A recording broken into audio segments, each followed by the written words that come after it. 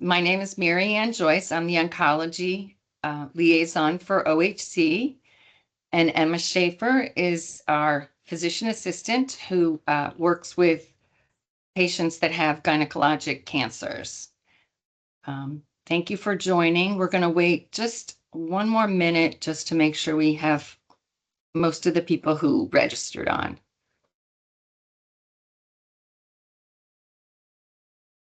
And we will be recording the presentation. So if anybody wants to see it later, we will have it on our YouTube channel, along with our other lunchtime learning and other educational presentations.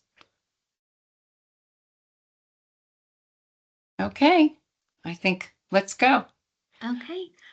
Hi, everyone. I'm Emma Shaffer. I'm a physician assistant with the GYN oncology team here at OHC. You'll see it says Emily Shaffer. That's my legal name, but I go by Emma. So I work with Dr. Bowling, Dr. Gooby, and Dr. Joshi. So this is just going to be a general overview about, the main 5 different types of GYN malignancies that we see and treat here at OHC. So I'll kind of go through each one, specifically talking about the etiology, prevention, and screening, just so that you're aware as healthcare professionals of what to tell your patients on the general recommendations. So, alrighty.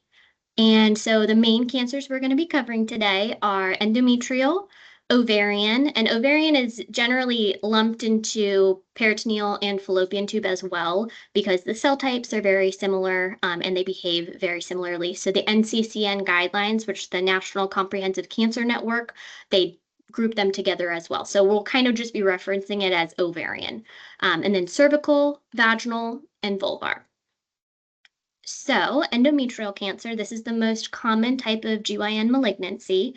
The etiology is multifactorial, but mostly we're going to see unopposed estrogen stimulation, on the uterine lining.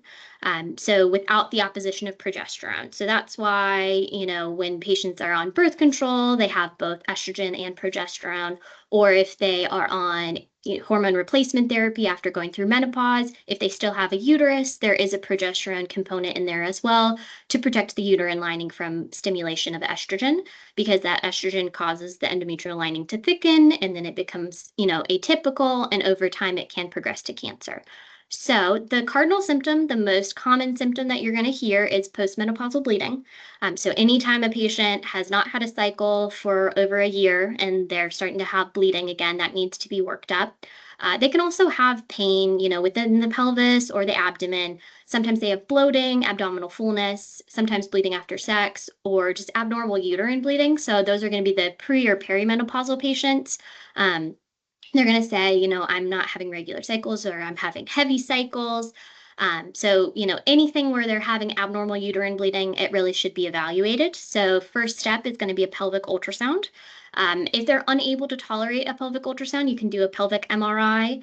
But again, you need some sort of imaging to evaluate that endometrial stripe, the lining of the uterus.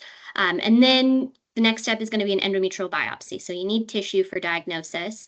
You can either do this in the office, or you can do a hysteroscopy DNC. So again, that's going to be patient specific on what they can tolerate. Prevention. So the most important risk factor is obesity, because of what's called peripheral aromatization. Basically, we convert androgens into estrogens in our excess fat tissue. So if a patient is obese or morbidly obese, that can cause them to have excess estrogen produced. And that, again, can influence and affect the endometrial lining and lead to hyperplasia, and then over time, possibly atypia, and then cancer. So again, that's a modifiable risk factor to talk about with your patients. Also, combined oral contraceptives can be known to help reduce risk by up to 30 or 40%. And then genetic testing. So that's going to be important for patients that have an extensive family history. If they have multiple different types of cancer, or specifically GYN-related malignancies. Lynch syndrome is a group of genetic mutations that affects mostly you're going to hear colon, but also can be endometrial, also urothelial carcinoma is also associated with it. So again, strong family history that needs to be evaluated. All right, and then ovarian cancer. So This is also multifactorial in etiology, but both genetic and environmental factors play a risk. Genetics plays a large factor. 25% of cases are hereditary. So symptoms, and this is probably known to you, but with ovarian cancer, it's very non-specific symptoms. So they could have abdominal fullness, bloating, distension, abdominal pain, ascites sometimes, and then lymphedema of the legs, or sometimes rarely they can have vaginal bleeding, but that is not a common symptom. Diagnosis is going to be mainly through imaging. So maybe they'll present to the ED with severe abdominal pain or abdominal distension, and then they get a CT scan, and that shows, abnormal masses in the adnexa, or, signs of peritoneal carcinomatosis within the abdomen. So again, you're going to get some sort of imaging. Pelvic ultrasound is also a great modality to evaluate the ovaries. You could do a PET scan, MRI, and then next is tumor markers. So CA-125 is the most common that you hear of, but also HE4 and then inhibin A and B are both important as well. And then what's going to confirm it is histologic confirmation. So that's going to tell you that cancer is actually present. So that can be a CT-guided biopsy, could be a diagnostic laparoscopy, could be a hysterectomy, bilateral salpingo-oophorectomy. So there's a lot of different ways, but you do need tissue for that final determination. So prevention, unfortunately, there's no great screening tool for ovarian cancer. They've done multiple studies, and it's shown that, doing every 6-month pelvic ultrasounds and CA-125s has not increased survivorship or survival rates for ovarian cancer. So really, it's risk stratification, figuring out, what patients are at risk. Do they need genetic testing? Is there a strong family history of breast, ovarian? So, again, that's a really important discussion. We have genetic specialists here at OHC who are excellent, and can do that genetic testing for you. So the big ones you've obviously heard are BRCA, BRIP1, RAD51C, RAD51D. Again, these are all important to be aware of. So just evaluating patients' family risk and personal risk of cancer.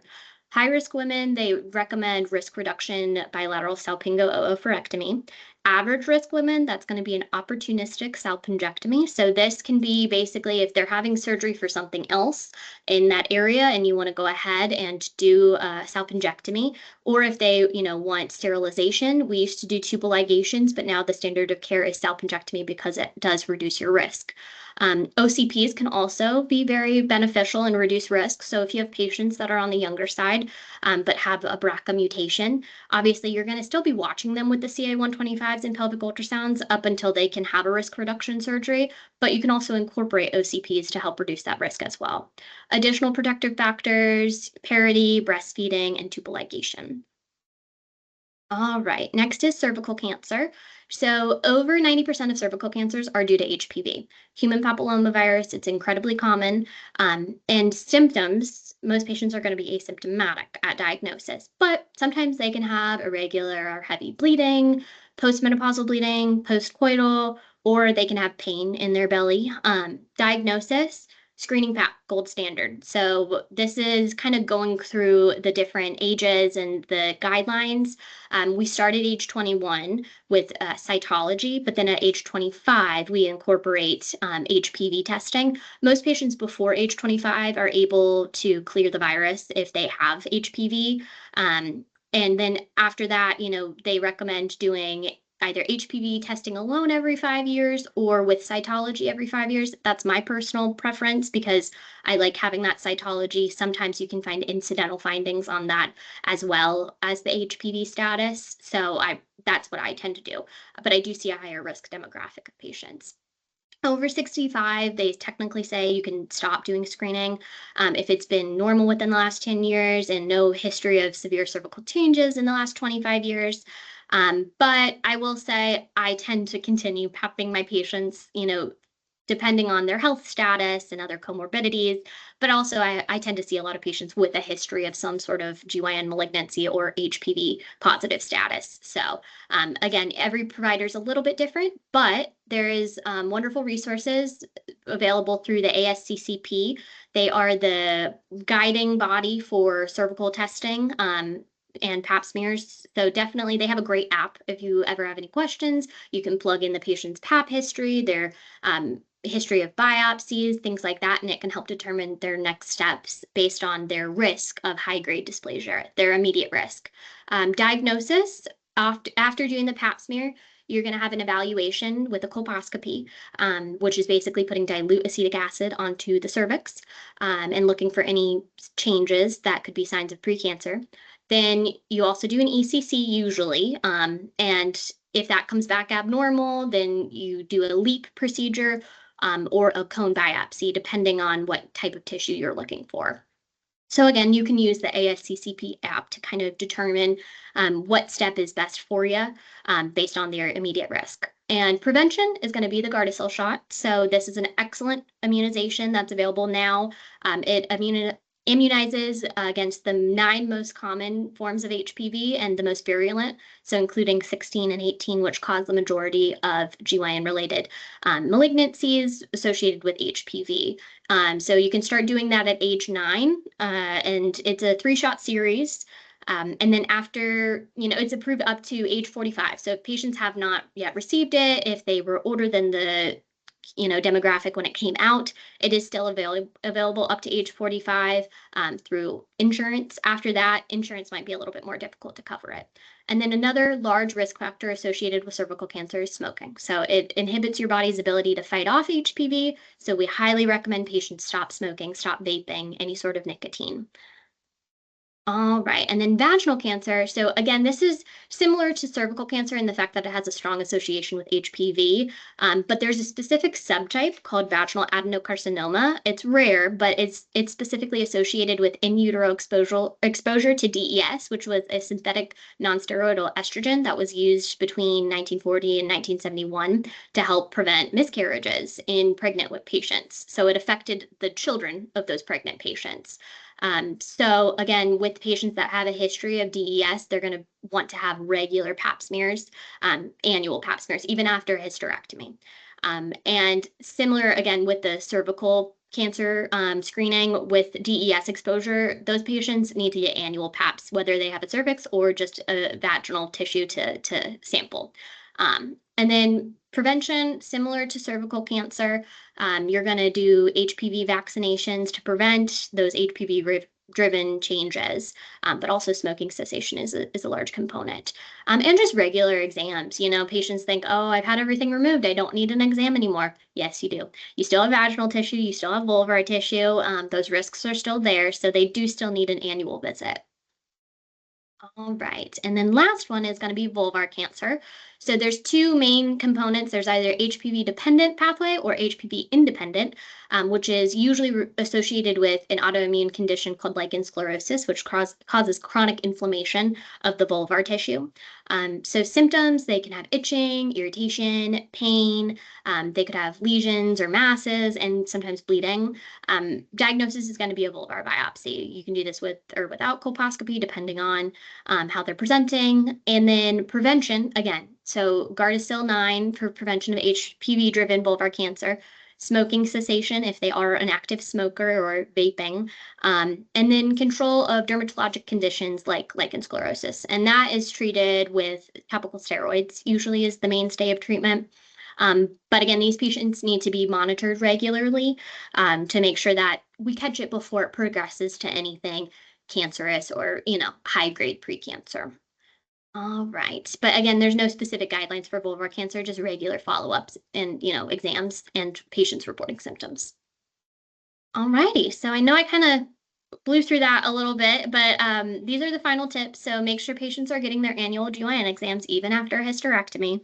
If they have abnormal symptoms, you really should be doing imaging, to evaluate. So if they're having pain, bleeding, anything like that, definitely get imaging and then also sampling when indicated. And then patients with a significant family history definitely need to undergo genetic testing or at least meet with a genetic specialist. There are modifiable risk factors out there that can affect your risk of cancer, specifically obesity or smoking. Screening pap smears are highly effective for cervical and vaginal cancer. So again, staying up to date with that, making sure patients are coming in regularly and having their paps regularly. And then the Gardasil 9 vaccine is great in immunization, and it protects against a lot of different kinds of cancer, including cervical, vaginal, and vulvar, but also can help with some head and neck cancers, and for men, penile cancer. So again, HPV driven, changes, a lot of them can be prevented with that Gardasil 9. So that is pretty much everything. And there are my references for you if you have any, questions or want to look into things further. And yeah. Well, thank you so much. Anybody have any questions? You can feel free to come off mute.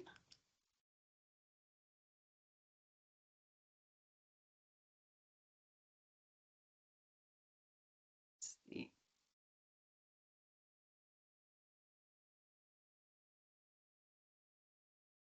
Oh, Michelle,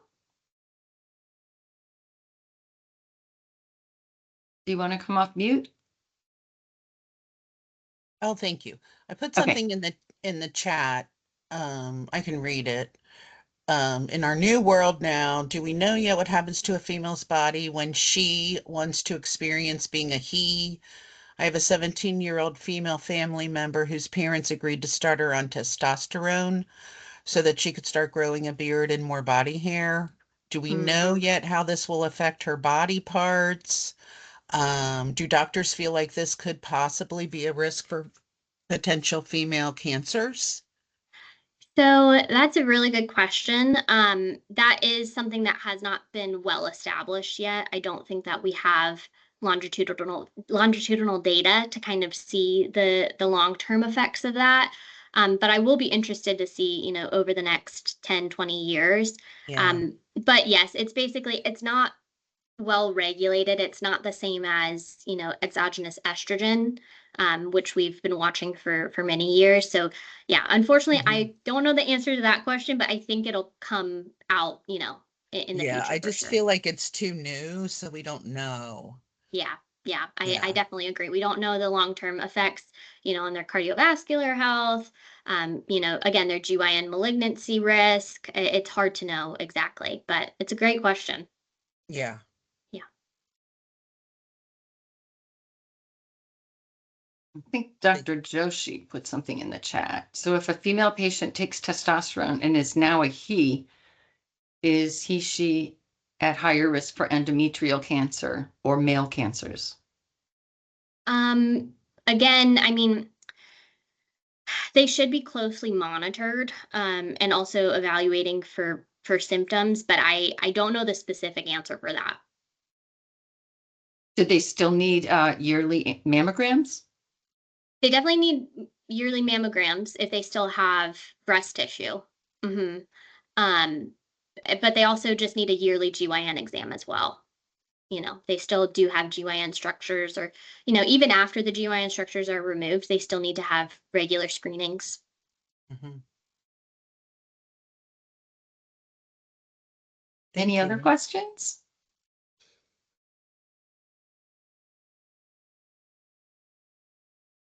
Oh, thank you. That was Dr. Gooby's question, I guess. Well, thank you so much, Emma. This was really very educational.